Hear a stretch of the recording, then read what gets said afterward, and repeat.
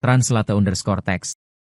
Aku memposting foto di lingkaran pertemanan dengan nada sim. Teksnya adalah, cinta sejati, tidak terikat oleh hubungan darah. Atas permintaan Dewi Bingbing, di vasektomi demi cinta. Gambarnya adalah tato di lenganku. Tertulis, Sim by Ningbing. Kakak perempuanku mengarahkan silet ke pergelangan tangannya, sedang bersiap bunuh diri. Lalu melihat video yang kuunggah. Matanya berkunang-kunang. Dia menggeretakkan gigi. Tangan kiri mematahkan silet. Tangan kanan menghancurkan ponsel. Bunuh diri ditunda. Ada wanita bajingan berani mempermainkan adiknya. Dia akan membunuh. Aku adalah anak yatim piatu tunawisma. Di usia 6 tahun sekelompok orang menangkapku. Membawaku ke hadapan nona besar lingkaran Beijing Liu Ruyan. Aku mendengar dialog antara sistem dan Liu Ruyan. Suara sistem terdengar dingin pada Liu Ruyan. Dia adalah penjahat besar jahat di masa depan. Dia akan menyiksa pemeran utama pria. Mengintimidasi pemeran utama wanita. Jadi kau harus membunuhnya sekarang. Menyelamatkan pemeran utama pria. Aku tertegun. Aku ternyata penjahat besar jahat. Apa artinya itu? Dia sepertinya ingin membunuhku. Liu Ruyan menjawab dengan dingin, berbalik dari kursinya. Tangannya sedang memainkan pisau buah. Aku dan dia saling tatap. Dia terkejut lalu tertawa geram, menunjukku dan bertanya, sistem bukankah? Kau bilang anak 6 tahun ini adalah penjahat besar jahat. Bagaimana dia bisa jahat?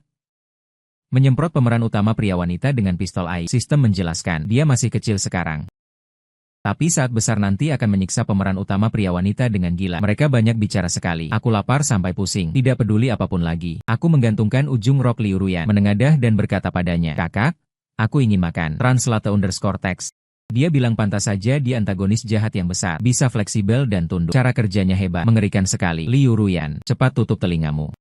Jangan tertipu oleh kata-kata manisnya. Cepat bunuh dia. Liu Ruyan berhenti sejenak. Dia berkedip dan berkata, Tapi dia memanggilku kakak. Sistem berkata dengan sangat serius. Pikirkanlah pria yang kamu cintai. Jangan lembek. Cepat ambil keputusan. Saat disebut pria yang dicintai, ekspresi Liu Ruyan menjadi tegas. Dia menggenggam erat gagang pisau. Detik berikutnya, pandangannya jatuh pada lenganku yang kurus. Dia berhenti sejenak. Berkata pada sistem, tidak usah buru-buru. Terdakwa hukuman mati zaman dulu saja makan makanan terakhir. Beri dia makan dulu baru bunuh juga tidak terlambat. Setelah makan aku pusing dan kepanasan. Aku bilang kakak, aku ingin tidur. Sistem mengerutkan kening. Meskipun dia memang cukup menyedihkan. Kurus dan kecil. Kurang gizi lagi. Tapi Liu Ruyan kita tidak boleh lembek. Bahkan jika dia memanggil kita kakak, kita tidak boleh lembek. Liu Ruyan benar-benar marah. Dia kesal berkata apa? Kita? Dia hanya memanggilku seorang kakak. Sistem rusak ini jangan sok akrab. Sistem dan Liu Ruyan bertengkar hebat. Saat mereka selesai bertengkar, aku sudah meringkuk di tempat tidur dan tertidur. Sistem menghela napas. Lakukan urusan yang sebenarnya. Cepat bunuh dia. Liu Ruyan menunduk dan melihat. Aku bilang tidak usah buru-buru. Tunggu dia bangun tidur dulu baru bunuh. Kalau tidak, menyerang diam-diam saat orang tidur. Sistem tampak tengah berpikir. Tahu juga dia sudah bangun. Mungkin bahkan akan memanggil kita kakak. Ah bukan? Maksudku setelah dia bangun akan lebih mudah dibunuh. 3 bulan berlalu dalam sekejap. Selama 3 bulan ini, Liu Ruyan dan sistem setiap hari merencanakan untuk bertindak. Tapi akhirnya bilang tidak perlu buru-buru. Akhirnya Liu Ruyan bilang tidak boleh menelantarkan pendidikan anak. Sistem bilang ada benarnya. Lalu dia dan sistem bersama memberiku nama yang bagus. Lalu mencari sekolah yang bagus. Mengirimku masuk kelas 1 SD. Sejak saat itu Liu Ruyan tidak lagi berkutat memikirkan Maleli. Karena dia harus berkutat memikirkan guru. Guru? Kenapa alis keluarga kami Boda hari ini berkurang 2 helai? Siapa yang mengganggu keluarga kami Boda? Jika dia sampai ada apa-apa, aku akan membuat seluruh sekolahmu ikut mati. Guru, foto kelas ini. Kenapa keluarga kami Boda tidak berdiri di tengah? Ya ampun, keluarga kami Boda jelas anak yang paling baik dan paling patuh. Keluarga Liu setiap tahun menyumbang puluhan juta ke sekolahmu. Apakah sia-sia? Sifat bos besar wanita Liu Ruyan mulai muncul. Dan sifat raja iblisku juga mulai muncul. Kepala sekolah mulai mengirim pesan ke Liu Ruyan. Selamat pagi.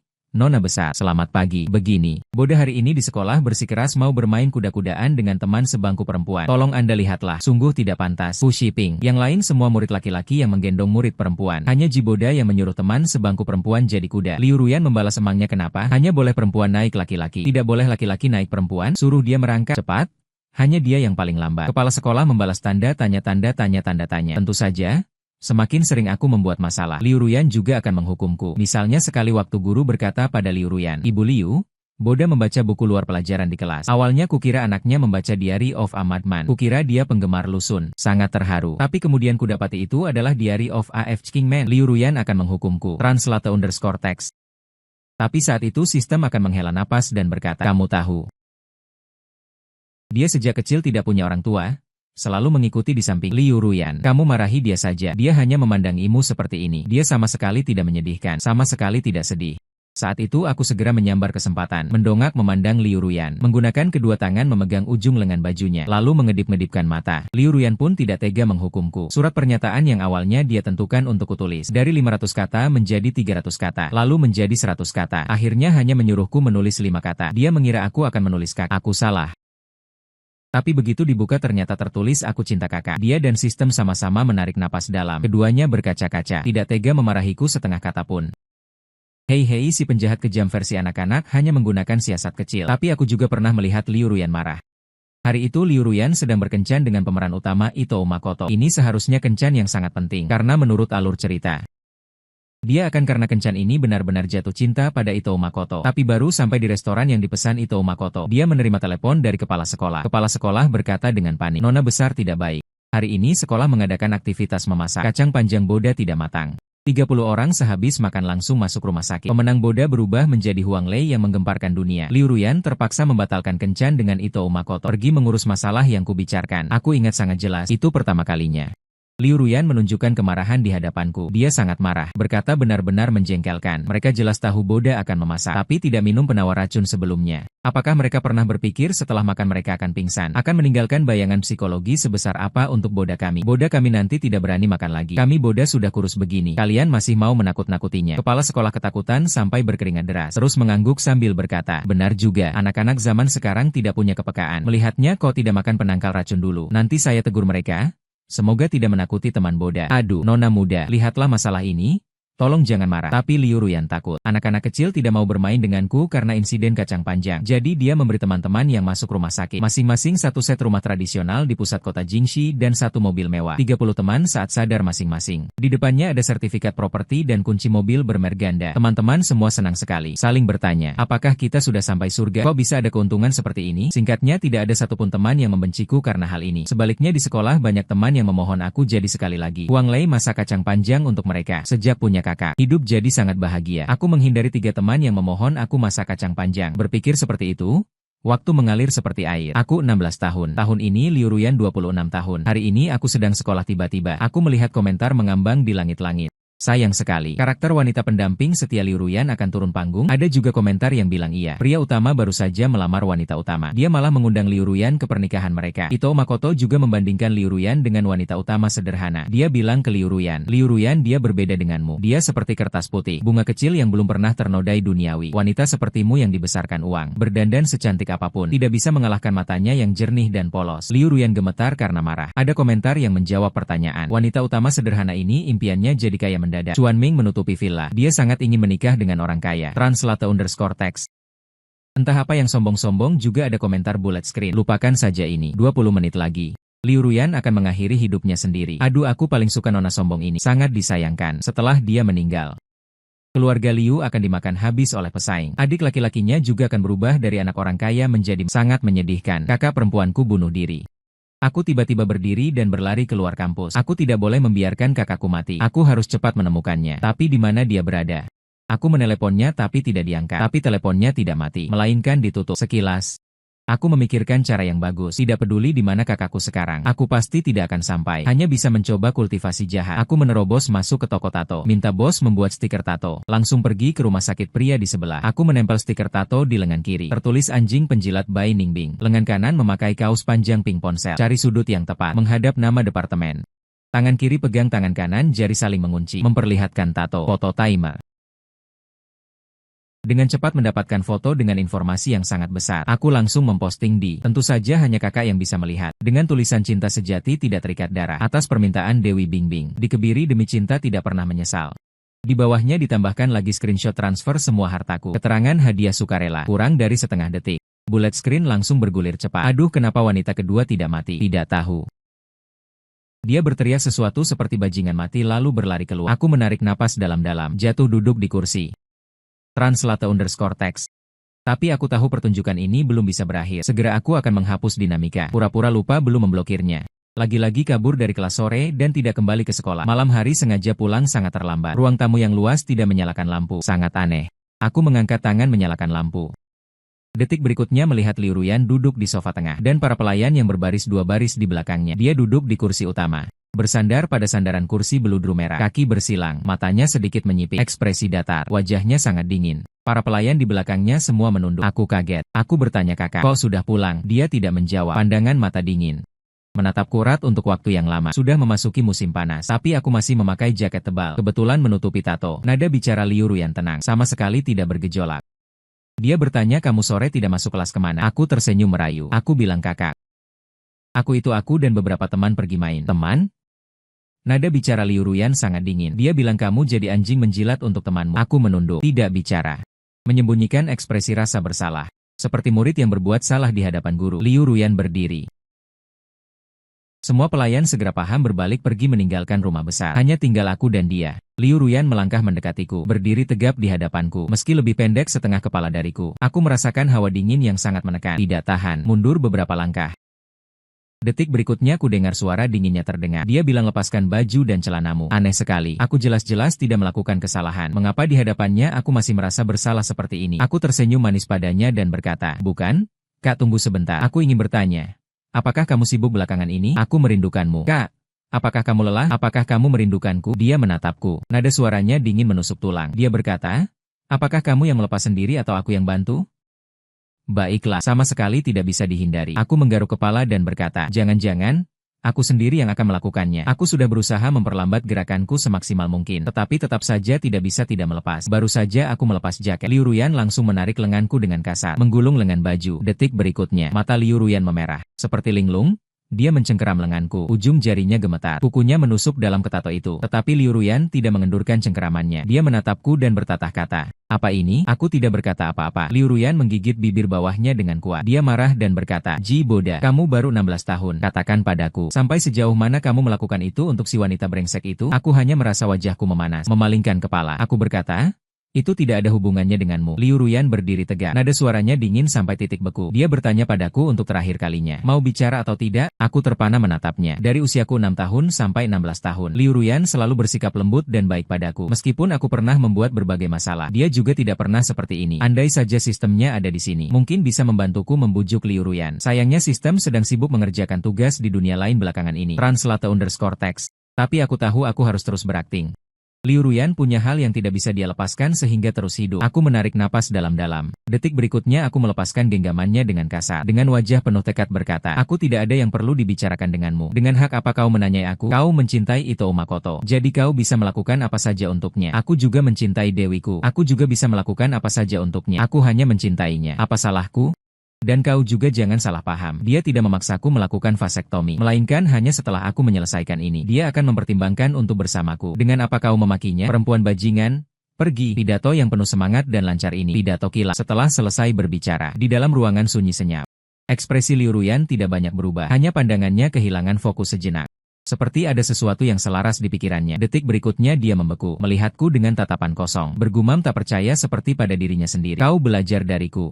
Liu Ruyan bertahan kuat agar tidak pingsan. Dia hampir sulit bernapas. Anak yang dibesarkan siapa tentu akan mirip dengan siapa. Dia sekarang begitu rendah diri. Sepenuhnya adalah hasil perbuatannya sendiri. Dia memberikan segalanya untuk Itō Makoto. Jadi dia juga belajar darinya. Juga memberikan segalanya untuk yang dicintai. Tanpa memikirkan konsekuensi. Bahkan vasektomi. Aku menyangga dahi dengan satu tangan dan menitikkan air mata. Pura-pura menangkap setengah jalan. Mengintipnya dari celah jari. Dia tidak tahu memikirkan apa. Seluruh tubuhnya tiba-tiba panik. Dengan rasa dendam di matanya menghilang. Digantikan oleh rasa bersalah yang luar biasa dan semacam kesakitan. Tidak tahu berapa lama dia mendekatiku. Translate_text. Nada bicaranya sudah tidak marah lagi. Dia bilang kakak yang salah. Kakak tidak jadi contoh baik untukmu. Kakak seharusnya tidak terus-terusan menanyaimu seperti ini. Kamu sudah bukan anak kecil lagi. Punya privasi sendiri. Tapi kamu harus jujur sama kakak. Sampai sejauh apa kamu berbuat untuknya. Dia tentu tahu rumah sakit pasti tidak mungkin mau melakukan operasi untukku. Tapi di sisi lain aku tidak bisa mengarang-arang. Pertanyaan yang sulit dijawab. Ketika menghadapi pertanyaan sulit, aku diam saja. Liu Ruyan memang jadi lebih panik. Dia berkata dengan wajah penuh kekhawatiran. Tidak apa-apa. Boda hanya sedang sakit. Kakak aja kamu pergi ke psikolog. Ya, pertanyaan ini masih sulit dijawab. Melihat aku masih diam, dia mengganti pertanyaan. Dia bilang janji sama kakak untuk putus dengannya. Ya, pertanyaan ini mudah dijawab. Aku punya referensi. Aku bilang demi kamu aku tinggalkan dia. I don't let's cinta. Liu Ruyan menyeringai. Dia menggigit bibir dan berkata, apa sih yang kamu suka darinya? Pertanyaan ini juga mudah dijawab. Sudah tercatat dalam literatur. Aku bilang aku suka caranya menghamburkan uangku. Kamu memicingkan mata Liu Ruyan mengangkat tangannya hendak memukulku lalu menurunkannya. Akhirnya tetap tidak tega menyakitiku. Dia menahan amarahnya berulang kali. Akhirnya bahkan tidak memarahiku. Dia membentakku. Ji Boda. Kamu pergi ke ruang belajar dan hukum berlutut-lutut sampai mau putus saja. Aku menjalankan prinsip anak setan turun ke bumi. Dikasih muka malah mau muka. Aku berkata dengan gigitan gigi. Liu Ruyan, aku sudah muak denganmu. Kenapa kamu belum mati juga? Kalau kamu mati aku bisa bersamanya. Liu Ruyan terkejut, tertawa karena marah. Dia menatapku dan berkata, aku mati. Translate_text. Berkelana bersama wanita jalang itu? Ya? Baiklah, Ji Boda. Kamu tenang saja. Kalian jangan harap bisa bersama. Hatiku dipenuhi kegirangan.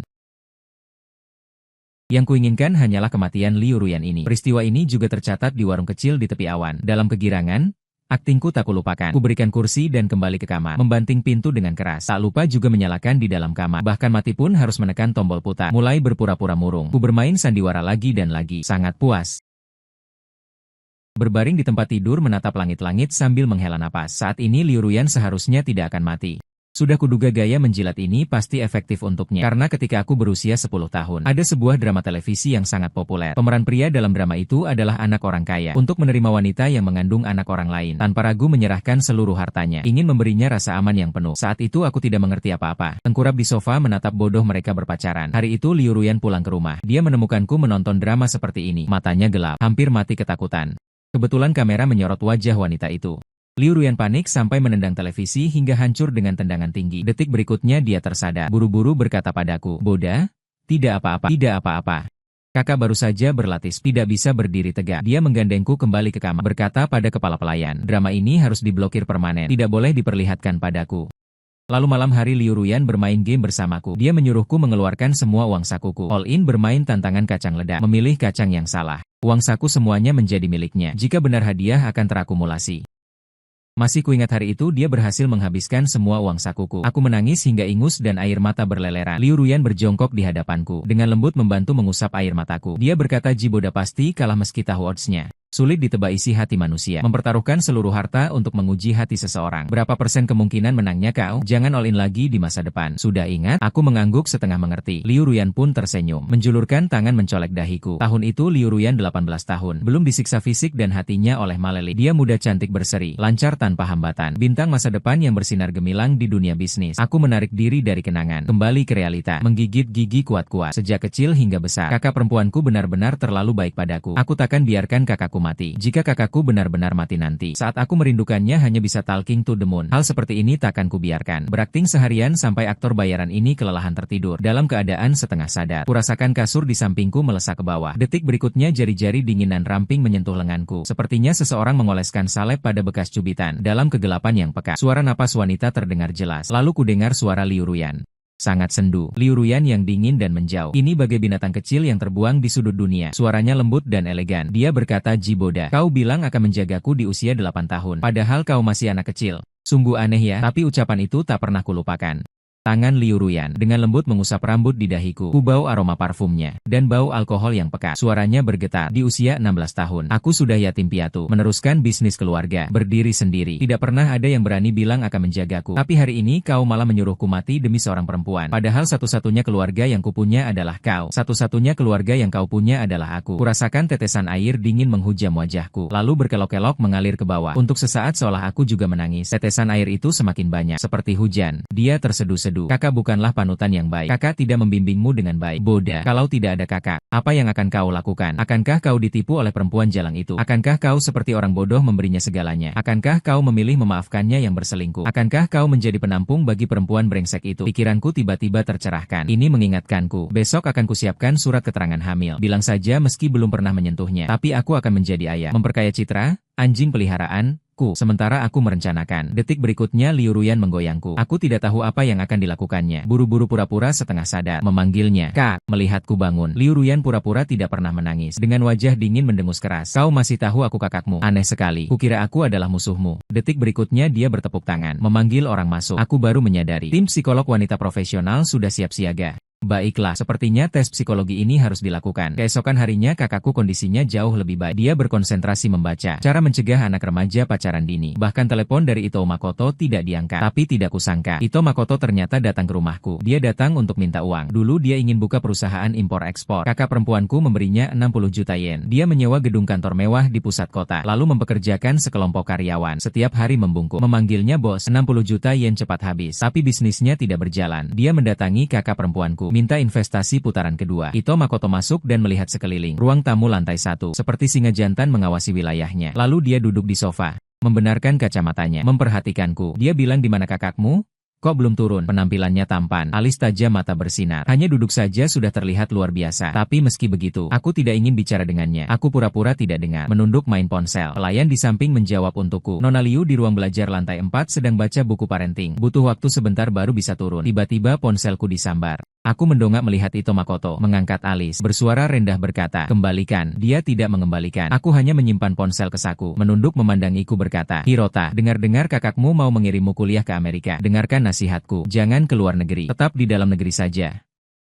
Biaya kuliah setahun di Amerika bukan main-main. Nanti bilang saja ke kakakmu, katakan kemampuanmu tidak cukup, tidak mau pergi lagi. Mengerti? Nadanya seperti ayah yang memarahi anak. Aku menyambar ponselnya kembali. Terkekeh seenaknya berkata, apa urusannya denganmu? Translate_text. Kamu kasihan pada kakak perempuanku. Uangnya keluar terlalu banyak. Kalau begitu jangan datang padanya minta investasi. Berlagak sok suci. Dia tiba-tiba marah. Dengan kasar menggenggam kerah bajuku. Tinju hampir menghantam wajahku. Aku sama sekali tidak menduga. Membuatku kaget.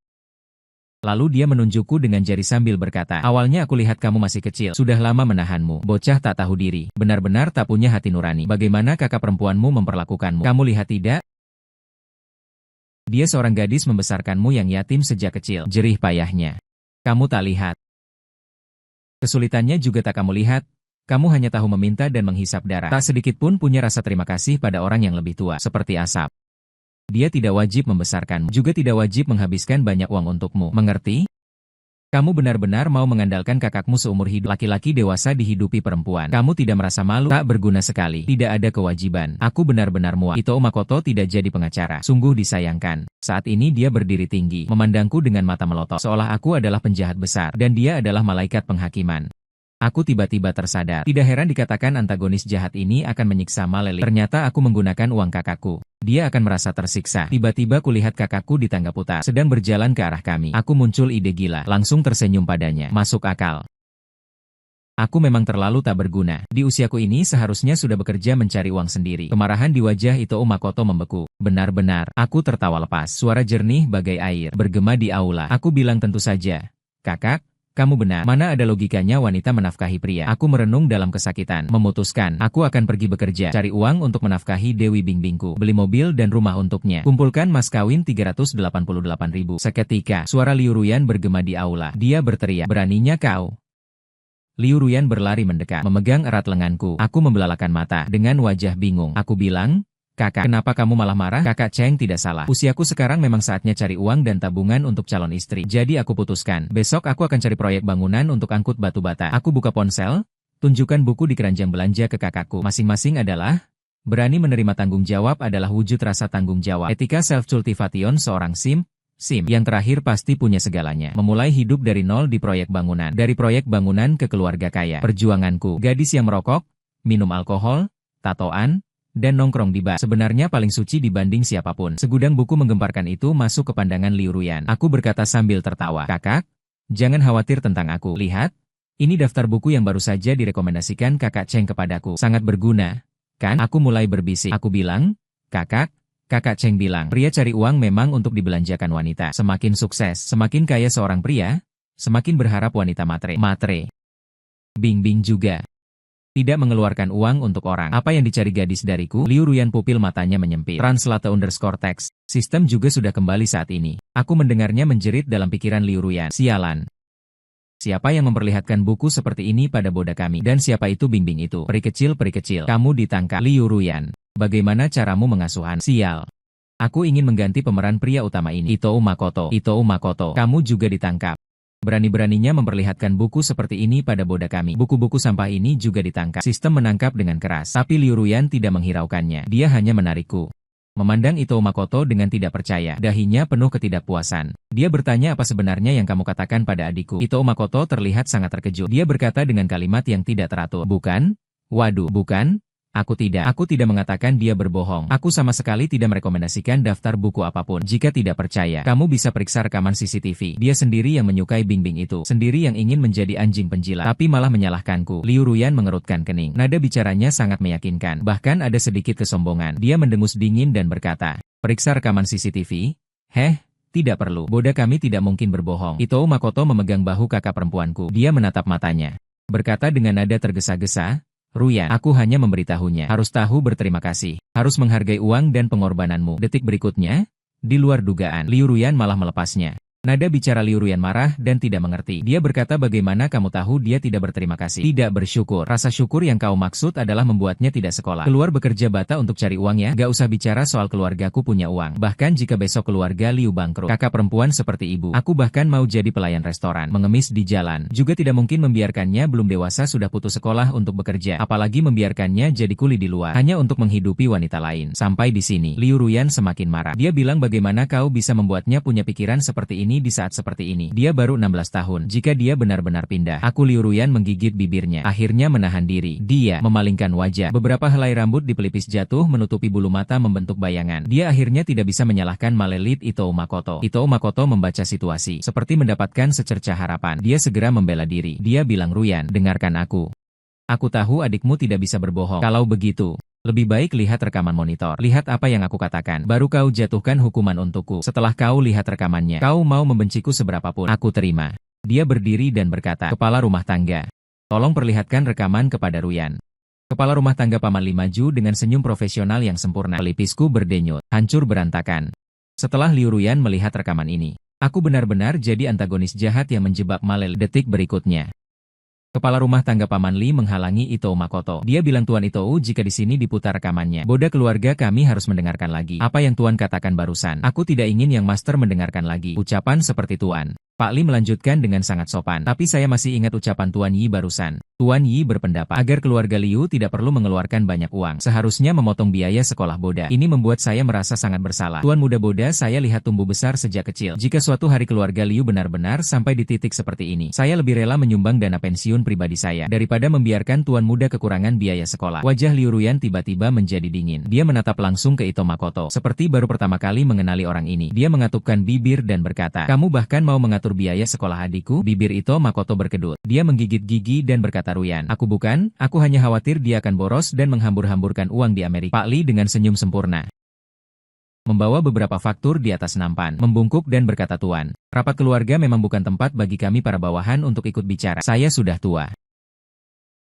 Sekali bicara jadi terlalu banyak. Sangat tidak seharusnya. Sekarang lebih baik saya pergi mengklaim faktur yang dibawa Tuan Yi dulu. Tuan Yi, izinkan saya konfirmasi dengan Anda. Kali ini Anda menjamu rekan bisnis, menghabiskan 78.000. Bel jam tangan menghabiskan 120.000 dan 158.000 untuk setelan jas kelas tinggi yang dipesan sesuai ukuran. Apakah seperti biasa akan dibebankan ke perusahaan seperti terakhir kali? Ito Makoto benar-benar panik. Dia menggigit gigi dan berkata, bagaimana caramu bekerja? Cepat bawa ini pergi. Tidak perlu konfirmasi dengan aku. Aku bilang, Pak Li. Liu Ruyan berbicara, matanya memerah. Dia menggeleng kepala dan berkata, jangan klaim untuk dia. Dia siapa? Atas nama apa perusahaan harus mengklaim untuknya? Kepala pelayan Pak Li membungkuk dan berkata, baik, Nona besar. Ito Makoto menatap Liu Ruyan dengan pandangan kosong. Warna wajahnya perlahan memudar. Sebut air mata jatuh dari sudut mata Liu Ruyan. Tapi dia tetap berbalik dan pergi. Translate_text. Dia berkata dengan suara terseduh-seduh. Setelah mengantar tamu pergi, Ito Makoto datang mencariku tapi tidak ku mau temui. Ini Nona muda. Ku dengar pemberitahuan sistem. Perasaan baik Herone terhadap Malelit berkurang 30. Tingkat perasaan baik saat ini 70%. Pada hari-hari berikutnya, Ito Makoto tidak pernah datang lagi. Tapi kakak juga linglung, sering melamun. Komentar berondong berkata-kata, kasihan sekali. Perempuan kedua mencintai Malelit adalah takdir, kecuali nilai perasaan baik turun ke 0. Kalau tidak, tanpa Malelit perempuan kedua setiap hari linglung. Ada berondong bertanya Malelit pergi kemana? Ku tertawa dingin, menjawab dalam hati. Berondong berkata pergi kemana? Mungkin sudah dimakan anjing seperti tai. Berondong masih terus bergulir. Ada berondong berkomentar. Alur cerita belakang juga berubah. Malelit Itō Makoto melamar Herone bunga putih kecil. Herone lalu menikah dengan Malelit. Tapi Herone bunga putih kecil sangat materialistis. Ingin menikah dengan keluarga kaya. Selalu mengeluh dan mencela Malelit tidak mampu. Kemudian malah semakin menjadi-jadi. Di luar berbagai macam menumpuk lapisan tanduk hijau untuknya. Akhirnya Malelit tidak tahan penghinaan bunuh diri. Herone sangat sakit hati dan menyesal. Perempuan kedua Liu Ruyan juga sangat menyesal. Karena pertemuan terakhirnya dengan Malelit ternyata bertengkar dengan Malelit. Dia sangat menyalahkan diri sendiri. Setiap hari bersedih hati. Ada juga berondong menulis. Herone dan perempuan kedua harus hidup dalam kesedihan seumur hidup terutama perempuan kedua si cengeng. Nona muda sangat suka mengejar sampai ke pemakamannya. Aku suka nontin. Aku tiba-tiba duduk tegak. Herone tidak kuperdulikan. Tapi kakakku mengapa harus hidup dalam kesedihan seumur hidup? Saat ini perasaanku sangat rumit. Bagaimana mengatakannya? Terhadap Itō Makoto, aku membencinya. _text, semoga dia pergi jauh-jauh. Bahkan jika dia jatuh miskin dan sengsara, itu bukan urusanku. Tapi jika si anjing penjilat mati begitu saja, akan membuat kakakku menyesal seumur hidup. Aku berdiri. Mata dengan cepat menyisir komentar. Menemukan pernikahan Itō Makoto dan pemeran wanita. Besok. Sekarang Itō Makoto sedang mabuk di sebuah bar. Ku berikan jaket dan memakainya. Memanjat tembok keluar dari taman. Angin malam berhembus di kepala terasa dingin. Lalu aku sekalian membeli topi. Ternyata setelah dilihat di bawah lampu jalan warnanya hijau. Di jalan. Aku teringat cerita tentang keluarga itu. Sudah lama beredar di kalangan orang kaya. Itō Makoto adalah putra kandung. Tapi sejak lahir sudah ditukar. Dia besar di desa sampai usia 11 tahun baru dibawa kembali ke keluarga kaya. Tapi di mana-mana dia kalah dari kakaknya dan menerima banyak penghinaan di keluarga kaya. Jadi di mana-mana dia ingin mengalahkan kakaknya. Kakaknya berwirausaha. Dia juga belajar berwirausaha. Keluarga tidak memberinya uang. Dia malah minta ke kakakku untuk biaya pernikahan kakaknya. Acaranya megah dan mewah. Tokoh-tokoh terkenal dari berbagai kalangan hadir. Dia juga ingin memberikan kemewahan untuk pemeran wanita. Sebagian besar juga ingin pamer. Tapi keluarganya tidak menyukainya. Tidak mengurus untuknya. Jadi dia mencari obat dariku. Sayangnya setelah pertengkaran terakhir, kakakku sudah bilang tidak mau bertemu dengannya. Jadi dia juga tidak mendapatkannya. Baginya. Sepertinya dia selamanya tidak bisa menandingi kakaknya. Dan selamanya tidak bisa mengalahkan kakaknya. Yang paling sulit diterimanya adalah keluarga sudah memutuskan kakaknya yang mewarisi usaha. Jadi dia sedih dan menderita. Mabuk di bar. Meskipun Itō Makoto memang sangat menyedihkan, tapi aku tidak punya kewajiban untuk kasihan padanya. Aku lebih kasihan pada kakakku. Itō Makoto minum terlalu banyak. Sudah sangat mabuk. _text. Dia mengangkat kelopak matanya dan melirikku, lalu memalingkan wajah. Berkata dengan nada sinis, kamu datang ke sini untuk apa? Jangan harap aku akan minta maaf padamu. Aku duduk di depannya, condongkan tubuh ke depan, ketuk meja dan berkata, hei, jangan menikah besok. Itō Makoto mengejek, bocah brengsek. Kamu mengajari aku? Apa menurutmu aku tidak bisa memberinya kebahagiaan? Jangan meremehkan orang.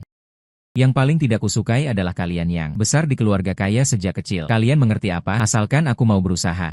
Ditambah sedikit-sedikit keberuntungan. Suatu hari aku akan berdiri setara dengan kalian. Suatu hari aku akan membuatnya hidup bahagia dengan tanganku sendiri. Memang Shu Tingting memang menuntut banyak hal dariku. Memang agak matre. Tapi aku dan Shu Tingting sama-sama besar di kampung kumuh. Kami berdua adalah tipe orang yang sama. Dia mengertiku. Aku memicingkan mata dan berkata, mengapa kamu begitu membenci orang yang besar di keluarga kaya? Itō Makoto tersenyum dingin. Dia berdiri dan memandangku dari atas. Kamu tidak mengalaminya. Bagaimana mungkin mengerti? Ketika aku pertama kali ditemukan kembali oleh keluarga kaya, aku tidak tahu bahwa beberapa pintu mobil sport terbuka ke atas. Pertama kali aku naik, kukira mobilnya rusak. Aku hanya bertanya sekilas. Hasilnya semua orang yang hadir tertawa terbahak-bahak. Dia membelalakan matanya dengan penuh amarah. Katanya hal-hal seperti ini setelah aku ditemukan kembali. Terjadi setiap hari. Setiap hari aku dipermalukan. Selalu merasa malu. Orang sepertimu yang lahir dengan sendok emas seumur hidup tidak akan mengerti. Aku mengerutkan kening. Aduh. _text sama sekali tidak memuaskan. Aku juga ingin memandangnya dari atas. Dengan tidak sabar aku berdiri, menekan bahunya, membuatnya duduk di sofa. Dari atas aku memandangnya dan berkata, pertama, aku tidak lahir dengan sendok emas di mulut. Aku lahir di permukiman kumuh. Kedua, kamu benar-benar bodoh. Aku menyeringai dingin. Di kalangan orang kaya, yang tahu mobil sport, pintu mobil terbuka ke atas ada di mana-mana. Tapi yang bisa membedakan padi dan tanaman gagal sangat sedikit. Mereka kurang pengetahuan tentang bercocok tanam. Kamu saja tidak mengejek mereka. Mengapa ketika kamu kurang pengetahuan tentang mobil sport, mereka harus mengejekmu? Ini permainan mereka tentang rasa superior. Jangan ikut permainan mereka. Bodoh dibandingkan berdebat dengan orang. Mencoba mengubah pola pikir seseorang. Yang lebih kuperhatikan adalah bagaimana membuatnya efektif melakukan apa yang ingin kulakukan. Jadi untuk saat ini, aku tidak tertarik mengkritik perbuatannya. Bagiku, yang paling penting adalah jangan lagi minta uang dari kakak perempuanku. Dia gengsi, suka pamer, berkelahi dengan kakak laki-lakinya. Tapi yang sakit adalah dompet kakak perempuanku. Sekarang kakak perempuanku tidak terlihat. Itō Makoto tidak memberi Itō Makoto uang. Tapi siapa tahu suatu hari nanti kakak perempuanku lagi sakit cinta. Nanti Ito Makoto minta uang lagi. Kakak perempuanku mungkin memberi lagi. Sebaiknya buat dia berhenti berkelahi dengan kakak laki-lakinya. Aku menghitung dalam hati. Setelah beberapa lama, aku baru menyadari ekspresi Ito Makoto. Dia memandangku malah terdiam di tempat. Aku agak bangga bagaimana. Pidato tadi bagus kan? Apakah timbul kebanggaan proletar secara alami? Tiba-tiba dia mulai menangis terseduh-seduh. Dia menyeka ingus dan air mata sambil menarikku. Dia merata. Kamu tahu tidak? Translate_text. Ini adalah jalan raya yang hijau dan subur.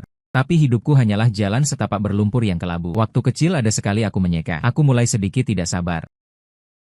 Mendengarkan IQ keluarga asli orang lain sungguh sulit ditahan. Aku juga bukan tipe orang yang terlalu baik, terutama padanya. Aku tiba-tiba menyela dan berkata, hidup seperti gunung. Kau harus belajar menerima segalanya seperti lautan. Hidup seperti rusa, sama sekali tidak peduli. Dia terkejut sampai berkata, wow, bagaimana kau bisa begitu berima? Tentu saja. Bagian ini juga tercatat dalam dunia. Aku berhenti sebentar, lanjut berkata, waktu kecil aku belajar melukis minyak. Guruku mengajarkanku sebuah teknik. Dia mendongak memandangku dengan penuh kekaguman, menunggu kelanjutan ucapanku. Dasar sialan. Sebenarnya aku tidak pernah belajar melukis minyak. Sejak kecil, Liu Ruyan mendaftarkanku di kursus keuangan, politik internasional, ekonomi, manajemen industri keluarga, logika bisnis, negosiasi dan retorika. Aku menyelipkan tangan ke saku, memaksakan diri melanjutkan kebohongan. Ku bilang guru melukis waktu itu memberitahuku, jika merasa lukisan terlalu ringan dan terlalu vulgar, tambahkan sedikit warna abu-abu ke dalamnya. Dengan begitu lukisan akan lebih berbobot, lebih tinggi kelasnya. Bahkan setelah waktu yang sangat lama, lukisan seperti ini tidak akan ketinggalan zaman. Hijau terlalu ringan. Di sana tidak ada titik berat. Aku tidak suka Ito Makoto. Pupil matanya mengerut. Ternyata diam di tempat. Hanya menggenggam pakaianku lebih erat. Memikirkan ini. Kulempar topi hijau yang kubeli sembarangan di jalan padanya. Menyela sebelum dia sempat bicara dan cepat-cepat mengucapkan kata penutup. Ku bilang, lihat, kali ini bagus tidak? Aku harus pergi. Translate_text. Kalau tidak, aku jamin kau akan mati dengan sangat menyakitkan. Jika kau tidak percaya padaku, maka kau pasti akan menyesal. Aku menatap matanya. Memastikan pekerja Yunan ini mendengar dengan jelas. Lalu aku berbalik badan, segera pergi dengan gaya. Pulang ke rumah. Benar saja kakakku mencengkram telingaku, langsung mempertanyakan aku. Dasar anak kecil. Sayapmu sudah kuat ya? Apakah pergi mencari si wanita brengsek itu lagi? Tunggu sampai aku tahu siapa dia. Tinggal di mana? Aku pasti akan menamparnya 10 kali. Sudah larut malam begini tidak belajar, malah lari-lari kemana-mana. Kau tahu tidak? Bagi seorang pelajar, belajar adalah yang utama. Aku yakin dalam hati dia hanya tajam di mulut, lembut di hati. Langsung kuucapkan belajar yang utama dong. Tapi kakak, menurutku cinta baru yang utama. Liu Ruyan marah sampai mengangkat tangan lalu menurunkannya. Akhirnya tetap tidak tegas memukulku. Dia memanggil 2 asisten cantik, menyuruh mereka mulai hari ini mengikutiku. Harus mengawasi adikku ini. Aku menghela napas memandang profil wajahnya mengatur asisten. Sejak tidak bisa bertemu Ito Makoto, dia hanya saat seperti ini punya sedikit semangat. Di waktu lain selalu linglung. Aku masuk ke pintu masuk, melepas jaket.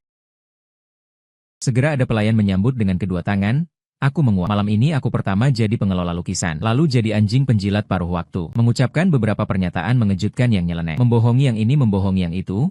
Membohongimu. Ji Boda. Hidup seperti apa yang ingin kau tipu? Keesokan paginya, sebuah kabar menggemparkan menyebar ke kalangan orang kaya. Putra asli keluarga Yi, Ito Makoto kabur dari pernikahan, dan dia berpesan katanya. Translate_text. Aku tak tahu harus berkata apa. Cinta sejati mungkin hanya kakak perempuanku saja. Sudahlah, nanti carilah cara untuk menyelesaikan kekacauan istana ini. Setidaknya dia tidak menikahi Shu. Ting-ting tidak akan mati. Kakak perempuanku juga tidak akan menyesal seumur hidup. Aku bersandar malas-malasan di sofa. Pembantu menyerahkan sebuah bungkusan kepadaku. Kubuka dan melihatnya. Adalah selembar laporan tes kehamilan. Apa-apaan ini? Ini memang pernah terpikir olehku untuk memalsukan laporan tes kehamilan. Memperkaya citra diriku sebagai si penjilat. Tapi karena selalu lupa jadi tidak kubeli. Kenapa bisa dikirimkan? Detik berikutnya kulihat catatan yang disertakan di atasnya. Tulisan tangan Ito Makoto tertulis rapi. Untuk Boda Wudi. Aku memulai usaha produk pertanian sendiri. Aku memutuskan hubungan dengan keluarga. Aku juga membatalkan pertunangan. Sayangnya, Shu Tingting hamil. Tapi dalam setiap kemalangan terkandung hikmah. Anak ini ada hubungannya denganmu. Setelah anaknya lahir, aku akan menjemputnya. Saat itu kau akan menjadi ayah yang bahagia. Kata-kata yang kau ucapkan padaku tadi malam, seperti dewa yang tak terlihat. Mengulurkan tangan membelai lukaku. Kata-kata itu sangat penting bagiku. Kau juga adalah orang yang kupikirkan di dalam keluarga kaya yang kejam, memiliki latar belakang yang sama. Kita mungkin adalah orang yang sama. Ito Makoto. Aku terkesima. Ternyata laporan tes kehamilan ini bukan yang kubuat, melainkan milik Shu Tingting. Tunggu dulu, aksara Tiongkok bisa disusun seperti ini. Kenapa setiap hurufnya aku kenal, tapi saat disatukan jadi tidak mengerti? Komentar juga meledak. Anggur perayaan bergulir liar telah dibuka untukmu. Ada juga komentar yang berkata, bukankah ini pasangan yang salah? Kenapa Malelit malah menyukai Jiboda? Aku mengerti. Translate_text. Topi adalah pemicu sifat anjing penjilat protagonis pria. Jiboda juga memberitahu protagonis pria bahwa dirinya juga berasal dari kawasan kumuh. Tidak aneh lagi. Hobi protagonis pria ini adalah berasal dari kawasan kumuh dan dicurangi. Komentar Barrage lainnya muncul. Orang baik mana? Protagonis pria punya hobi seperti ini? Serius? Barrage berikutnya kembali ke jangan lakukan lagi. Oke, perkembangan aneh apa ini? Tidak kalah dengan ayahku yang bilang mau memperlihatkan gadis cantik Rusia. Ternyata yang dilihat adalah Rusia. Lupakan saja. Tonton saja apa yang muncul. Kalau dirasakan benar-benar agak manis. Aku tanpa kata. Seseorang berkomentar. Sebenarnya wajar saja protagonis pria berubah menjadi gay. Perkataannya kemarin kalau aku juga jatuh cinta pada Jiboda. Pantas saja sejak SD ikut kursus negosiasi dan retorika. Tapi dia masih di bawah umur. Dosa sekali. Tidak apa-apa. Si gila ini terus menggila. Dengan otaknya yang seperti ini, apapun yang dikerjakan pasti rugi. Semakin banyak dikerjakan, semakin banyak kerugiannya. Tidak butuh beberapa hari celana dalam pun akan habis tergadai. Perkembangan ini terlalu luar biasa. Aku menutup mata dan langsung tertawa. Aku masih akan berdiri di tempat sambil merasa mual. Detik berikutnya barang di tanganku diambil oleh kakak perempuanku. Dia melihat kertas itu. Ekspresinya perlahan-lahan terkejut, lalu perlahan-lahan marah. Detik berikutnya, dia menyobek kertas itu berkeping-keping. Seketika, aku mendengar pengumuman sistem. Tingkat kesukaan Herone terhadap protagonis pria berkurang 70. Tingkat kesukaan saat ini 0. Aku terkesima memandang Liu Ruyan. Dia sedang menggemeretakan gigi. Bagus. Dulu aku hanya bilang wanita tukang main. Wanita pencari untung. Wanita matre tidak boleh. Lupa bilang tentang pria. Pria lebih tidak boleh. Dia berteriak histeris. Lupa waspada terhadapmu. Sialan Butler Itojo memblokir semua plat nomornya untukku. Jaga dia. Jangan biarkan dia mendekati rumah kita. Sistem Boda juga berteriak. Bukankah Ito Makoto juga bentuk lain dari Gold Digger? Gold Digger baru telah muncul. Liu Ruyan. Kamu jaga baik-baik. Masih mau membuat Jiboda menerima sisa-sisa. Gila sekali. Pria utama yang licik. Jangan berpikir untuk membelokkan Boda kami. Aku terdiam di tempat. Masih mencerna alur cerita tadi. Rupanya ini baru peluncuran yang sesungguhnya. Ini baru tingkat kompetisi sejati. Oh tidak, otak tanduk rusa. Sejak hari itu, perasaan baik kakak perempuan terhadap Ito Makoto langsung nol. Dia tidak lagi linglung. Dan akhirnya menjadi normal. Sementara Ito Makoto malah mendirikan perusahaan produk pertanian Ji. Skala perusahaan saat ini masih kecil, belum rugi banyak uang. Tapi nama perusahaan ini benar-benar membuat kakak perempuan dan sistem sangat marah saat mendengar nama perusahaan ini. Bahkan Butler Paman Lee mematahkan satu sumpit. Waktu mengalir seperti air. Hari-hari seperti ini berlangsung selama 2 tahun lagi. Aku berusia 18 tahun. Tahun baru Imlek saat aku 18 tahun masih kulewati bersama kakak perempuan. Saat ini kakak perempuan memasak makan malam tahun baru sendiri. Paman Lee dan Bibi Zhang juga duduk bersama. Aku berbaring di tempat tidur kamarku. Di luar kamar terdengar suara iklan pemanasan sebelum gala tahun baru. Di atas meja dalam kamar terletak surat penerimaan dari universitas ternama AS. Di sebelahnya ada buah segar yang dipotong langsung oleh kakak perempuan. Dari kejauhan terdengar suara kembang api naik. Siu-siu tak henti. Kulihat keluar dari jendela kaca, lalu melihat bulan. Bulan sangat terang, sama dengan yang hanya ditunjukkan Liu Ruyan padaku saat kecil di luar pintu. Suara kakak perempuan penuh tawa. Berteriak bertanya padaku mau memasak iga sapi. Boda kami mau makan yang digoreng atau dipanggang. Aku bangkit membuka pintu menuju dapur. Aku tahu di belakang kami, bulan akan semakin tinggi, dan semua kepahitan masa lalu telah dijemur dengan lembut dan perlahan.